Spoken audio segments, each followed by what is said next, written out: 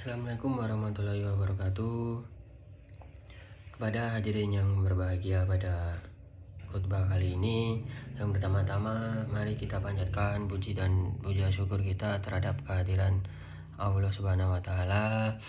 Shalawat dan salam kita aturkan kepada junjungan kita Nabi Muhammad Sallallahu Alaihi Wasallam, kepada keluarganya, sahabatnya, dan seluruh pengikutnya hingga akhir zaman.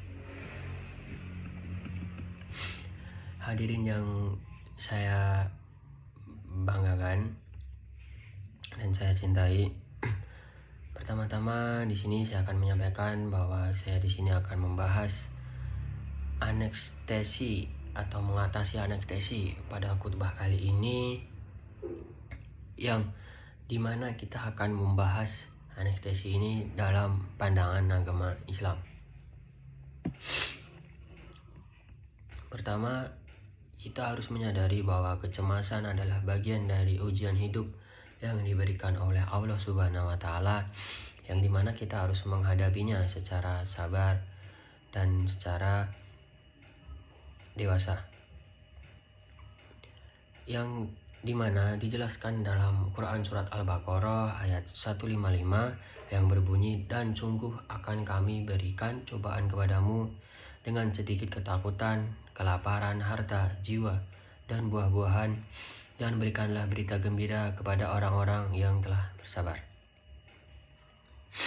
Ayat ini mengingatkan bahwa ketakutan dan kecemasan adalah bagian dari ujian hidup yang diberikan oleh Allah Subhanahu wa taala, yang dimana kita harus menanggapi bahwa ujian hidup ini dengan penuh kesabaran, ketakwaan, dan keimanan.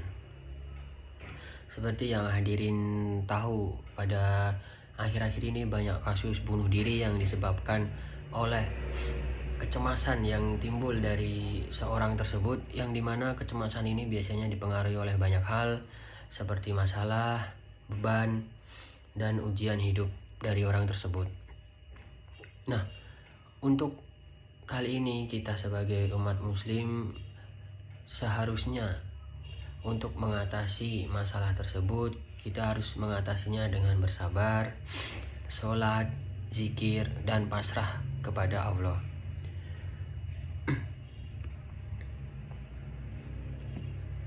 Yang kedua, yaitu penting kita untuk mengingat Allah, yang bagaimana dijelaskan dalam surat Al-A'raf.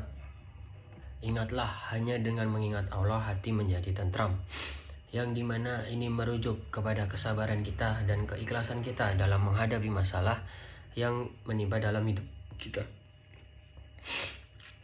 yang bagaimana telah dijelaskan dalam Al-Quran cara untuk mengingat Allah, yaitu dengan tadi yang sudah saya sebutkan, yaitu zikir, sholat, yang dimana dengan rutin zikir ini dan sholat, insya Allah hati kita akan lebih tenang dan kecemasan dalam pikiran kita itu akan lebih berkurang. Sedangkan untuk sholat sendiri, sholat merupakan kewajiban bagi seluruh umat muslim yang dilaksanakan sehari sebanyak 5 kali. Nah, bagaimana cara mengantisipasi agar kita tidak terkena yang namanya anestesi atau kecemasan atau mental health yang biasanya digembor-gemborkan oleh anak muda zaman sekarang, yang dimana kita dapat mengatasi kecemasan ini dengan mengontrol pola pikir kita, yang bagaimana kita mengontrol pola pikir yang menjadi pola pikir yang positif. Contohnya tidak gibah, tidak mikir negatif, tidak ngatain orang, tidak buat masalah sama orang, dan lain-lain masih banyak lagi, yang dimana kita harus selalu senantiasa berdoa dan meminta perlindungan kepada Allah Subhanahu wa taala, yang ini memungkinkan untuk meminimalisir terjadinya hal-hal yang tidak diinginkan atau meminimalisir terjadinya pikiran negatif yang terbayang-bayang terus di pikiran kita. Seperti yang dijelaskan oleh HR Tismisji, yaitu barang siapa yang senang untuk mendoakan yang senang untuk doanya dikabulkan ketika dalam kesulitan dan kesusahan, maka hendaklah berbanyak doa kita ketika dalam keadaan lapang dada. Yang dimana ini berarti menandakan kita saat terkena ujian itu kita harus berdoa dan bertawakal kepada Allah Subhanahu wa taala agar kita memiliki sifat yang tabah, yang sabar, dan tetap tawakal kepada Allah Subhanahu wa taala.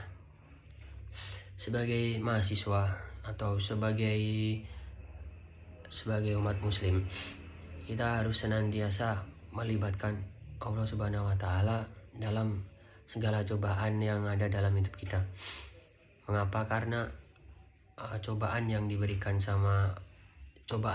oleh Allah Subhanahu wa taala itu ialah cobaan yang dapat dilalui oleh umatnya, dan kita sebaik-baiknya sebagai umat kita harus bersabar dan tetap tawakal dalam